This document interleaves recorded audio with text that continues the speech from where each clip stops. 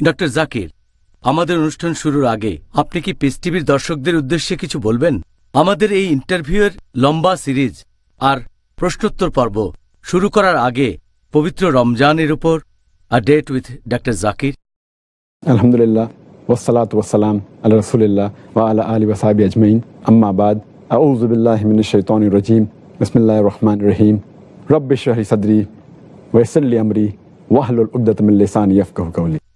রোজা উপলক্ষে বিশেষভাবে আয়োজিত আমাদের এই সিরিজ অনুষ্ঠান রমজান এ ডেট উইথ ডক্টর জাকির, এটা শুরুর আগে আমি স্পষ্ট করে একটা কথা বলতে চাই যে আমি নিজেকে মনে করি একজন ছাত্র যে এখনো শিখছে, নিজেকে মনে করি একজন তালবে ইলম, বিশেষজ্ঞ বলে আমি মনে করি না যে বিভিন্ন ফতোয়া দেব ইসলামের বিভিন্ন বিষয়ে।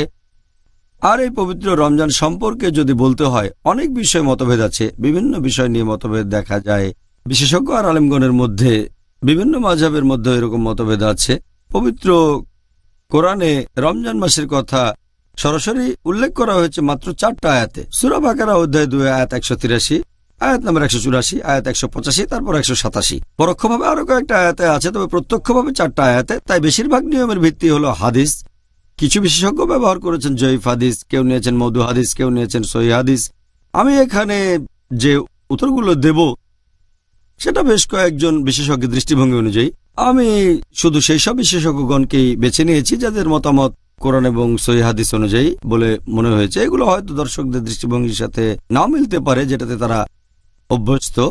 আমাদের মতামত হবে কোরআন এবং সহিহ হাদিস অনুযায়ী। প্রয়োজন হলে আমি বিভিন্ন বিশেষজ্ঞের আলাদা মতামতও বলতে পারি, বিশেষজ্ঞগণের নামও বলতে পারি, তবে বেশিরভাগ সময় বলবো না। আমি সবাইকে স্পষ্ট করে জানাতে চাই যে পবিত্র রমজান সম্পর্কে আমি যে উত্তরগুলো দেব তার কোনোটাই আমার নিজের বানানো উত্তর না। এই মতামতগুলো বেশ কয়েকজন বিশেষজ্ঞের, তাদের দৃষ্টিভঙ্গি, আর আমি যথাসাধ্য চেষ্টা করব সেই সময় সে বিশেষজ্ঞের নামটা বলতে, যাতে করে কেউ না ভাবে যে আমি আমার মতামতগুলো জানাচ্ছি। আর আমার মতে উত্তরগুলো হওয়া উচিত কোরআন এবং সহিহ হাদিস অনুযায়ী। আমি যথাসাধ্য চেষ্টা করে যাব, আর ইনশাআল্লাহ যতখানি সম্ভব হয় বিভিন্ন হাদিস বলার সময় আমি রেফারেন্স দেওয়ার চেষ্টা করব যে এটা সহিহ বুখারী, সহিহ মুসলিম, অধ্যায় নাম্বার, তারপর হাদিস নাম্বার, যাতে করে দর্শকরা সেই হাদিসগুলো চেক করে দেখতে পারে যে আমার কথাগুলো সঠিক কিনা। কোরআনের আয়াতের রেফারেন্স দেব।